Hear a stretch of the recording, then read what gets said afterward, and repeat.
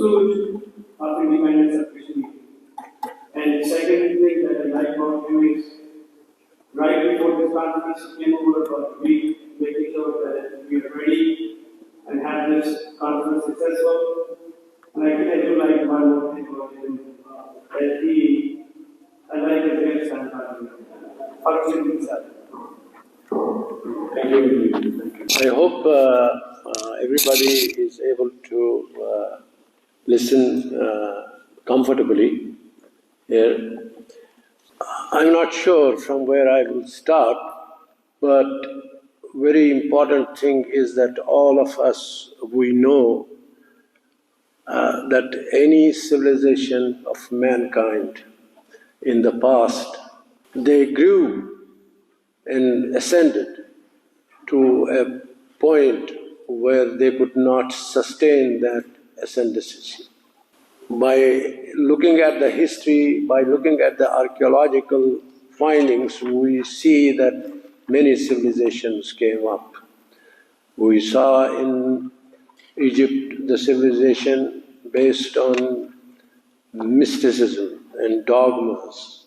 We saw a civilization, we heard of civilization and extricated archaeological finds in Mesopotamia. We found it in Indus Valley, Chinese civilization based on Confucianism, and Indian civilization based on the myths. And then we found the Roman civilization based on the Christianity, and the power of Christianity and religion. And then we had the golden period of what they call Islamic civilization. All these civilizations in the past had one thing in common, that they could not pursue and could not combine and could not take care of the heterogeneous society that they belonged to. There were conquests of different places, there were invasions, and these were the big empires, but they could not sustain themselves, because unless you do not take care of on a level field the aspirations of those societies whom you have conquered or you have invaded or you have annexed, unless you don't take their aspirations into consideration, those civilizations will fall eventually. And that's what happened in the past. Today, in our civilization, we are in pursuit of the far reaches of space, and we are seeking the knowledge and understanding of the physical world that we live in. We are going into the deep sea and finding what this planet is all about. And there are challenges for this human race today to sustain this ascendancy. But there would be pitfalls, and we have to take care of those pitfalls. And those pitfalls are, nations today have nuclear arsenals all over. There are many nations who have within them, they have the capabilities of destroying the world, not once, not twice. They have the capabilities of doing it 10 times. So we are living in a dangerous world in which conflicts and issues have to be resolved. If we do not do that, we may fall in the abyss and this civilization may end up in ruins. So one of the recent issues, when nation states in the name of democracy, when the autocratic states in the name of nationalism, and then religious states in the interest of religion, they create a nation state. And then those nation states, when they become big and strong, somehow they have the courage and somehow with impunity they annex other nations, small nations. So that is what has happened in Ukraine lately, which the Western media is showing considerably the knowledge of that. But dear audience, there are other conflicts and other issues in the world which do not get that media as you get from Ukraine. There is Kashmir. Kashmir is one of the places where an occupation has taken place like Ukraine. In Ukraine, there is an occupation of Russia going on this time. But in Kashmir, we have 3 nuclear powers who have occupied us. If you can see these maps here, we have put in red, yellow, and green. You will see these are 3 neighbors of Kashmir who have forcibly taken and occupied. You would be knowing that North Korea and South Korea have a military zone, demilitarized zone there. And everybody is talking about that it's the most militarized zone in the world. But when you look at this Kashmir, there is more than 1.3 million army which is occupying. One is India with 800,000 army within that yellow area. And then there is Pakistan's 200,000 army in that green area. And then China's PAF, People's Liberation Army, in that red zone. And these are all occupations of our land, our people. We were in the history, like Ukraine was divided many times in the history. It was invaded. There were agreements of sale deed in Ukraine. A similar sale deeds were done in Kashmir. I do not want to go back into the history of it, but important for us at this stage for Kashmiris is to make an awareness, and we will request all of you to help us, whosoever in whatever capacity you can, help spread that occupations must end if conflicts have to be resolved. And unless we have conflicts, whether the conflict is Kashmir, Ukraine, whether it is Solomon Islands, Japan and China, whether it is Cyprus between Turkey and Greece, whether it's all other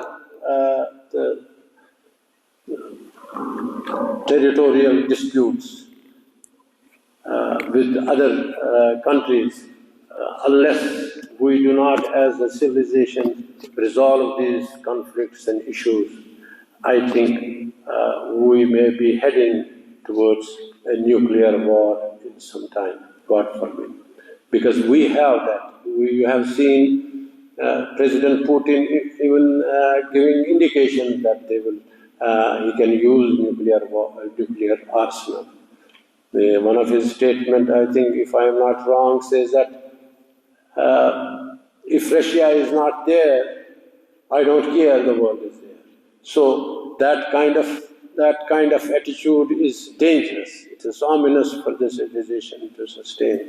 So again, I do not want to, there are other speakers here who would definitely talk about Kashmir, how it is, the human rights abuses are going. But definitely I would request you in your own individual capacity to help Kashmir by making awareness about the place. Thank you. Over 1 million boots on the ground. In the last 30-40 years, we have lost over 100,000 individuals' lives, 84,000 square mile area, about 24 million people. They need your attention.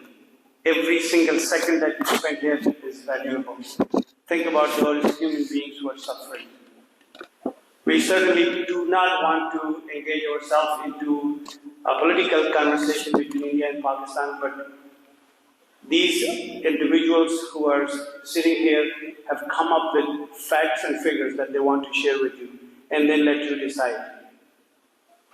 People in Kashmir do need your attention. Our next speaker is Altaf Qadri Sahab. He is an activist, a current chairman for JKLF, another grassroots organization that strives for the independence of Kashmir, and he also serves on KGC board. Altaf Qadri Sahab. Thank you. The Ukraine, what does Ukraine teach us? The overall history of Ukraine and its subsequent fallout reminds us that when a conflict is allowed to fester on non-resolution basis, what generally happens then? This is throughout the history if you read it. Keep it close. Oh, so all of a sudden, some personality cult comes up who becomes a fascist and destroys the world. And now today, we have many such personality cults around, such as Putin, such as Chinese Prime Minister, President, and we have Narendra Modi, the Indian Prime Minister, who is completely a fascist in every word of the definition. And then in Pakistan, you don't have a personality cult, but then you have Pakistan Army as an institution. So in this way, let me give you a brief snapshot about India first. The Prime Minister Modi rose to the power in 2014. And right from the day one, he fanned the communal hatred and put on raids the fascist designs. And it is not what I am saying, or it's not just a rhetorical statement. Let me give you little data. India fell 26 places from 27 to 53 on democracy index reported by Economist Intelligence. Number two, Free House downgraded. Free House is an organization that takes the data of democracy and human rights. The Free House downgraded India from free to partial free, a status that it shares with countries like Ecuador, Mozambique, and Serbia. Number three, in the same manner, Sweden, VDEM is a variety of democracy, announced that India had ceased to be an electoral democracy, which is a little notch up above China. Then VDEM further describes that India has lost the most democratic ground over the past decade. By this measure, it regressed less than Hungary and Turkey, but more than little bit Bolivia and Thailand. And when all these questions were asked to the Foreign Minister of India, Mr. Jaishankar, in one of the press conclaves, when he was asked about the democracy, human rights and all that, then he took a pause and then he replied, "Do you want an honest answer?" The press person nodded yes. Then he said, "Democracy is hypocrisy." Okay. So therefore, this is where Kashmiris or from the Indian side. Let me touch a little bit Pakistan. On the other side, Pakistan promotes also communal hatred to use it as a tool to divide Kashmiris from within our national boundaries and outside our national boundaries through corruption. Pakistan and India basically have similar designs. They pursue the policy of an unwritten agenda to divide Kashmiris and claim the issue is resolved.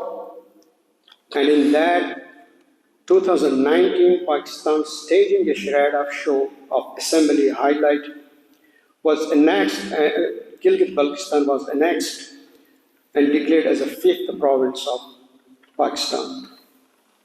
Pakistan further exploits the natural resources, and India too, like forests and water, deprives its people from the benefits of their own resources and reduces as serfs in our own land. I thank you very much. Thank you, Kazi. I do want to say this. When we talk about India and Pakistan, there are certain pockets, people who make policies against the wishes and the will of their own country's people. So these are the people who bring the countries down because of their flawed policies, unfortunately. Our next speaker is an activist. She has, I call her a friend of Kashmir. She has always made herself available anytime we need her to speak. She is a director for a genocide awareness project, Dr. Beverly Hill. Greetings. I'm honored to speak here tonight, truly honored. I bring a message of solidarity to you in this room and to the people of Kashmir beyond it. Your cause is noble and just, though it may not be apparent to you. Solidarity for Kashmir extends deep into America. We want independence and self-determination for Kashmir, just as we want it for Tibet, Hong Kong, Palestine, and of course Ukraine. We grieve, we wince when we read about the vicious measures used to break the will of so many subject peoples. Your struggle is valiant. The last 3 years have been Kashmir's darkest hour, and yet they have been your finest hour. You have not given up, even after 75 years. Instead, you plumbed the depths of your souls, and despite your exhaustion, you found new resolve and new determination more than ever before. I salute you, who have given your time, effort, and treasure for this cause. You are a small group with limited resources, but you are small and mighty. In the 3 years since August 2019, you have sprung into action and accomplished so much. First, you mobilized to help your countrymen and women, letting them know that they were not forgotten, that you would keep their plight before the world's eyes and advocate indefinitely until foreign powers withdrew and civil liberties were reestablished. Second, you peeked behind the veil of news censorship and internet shutdowns, carefully collecting news that leaked out of Kashmir. You reported to the world on the hidden horrors occurring there. Third, you kept the media focused on the situation. We know that the media has a short attention span and ignores whatever it cannot photograph. To keep Kashmir alive in the news, behind this veil, you had to be very creative. Your protest at the Howdy Modi rally was a stroke of genius. You forced the media to report on Kashmir even as Trump embraced a tyrant. Your protest in Toronto was another clever tactic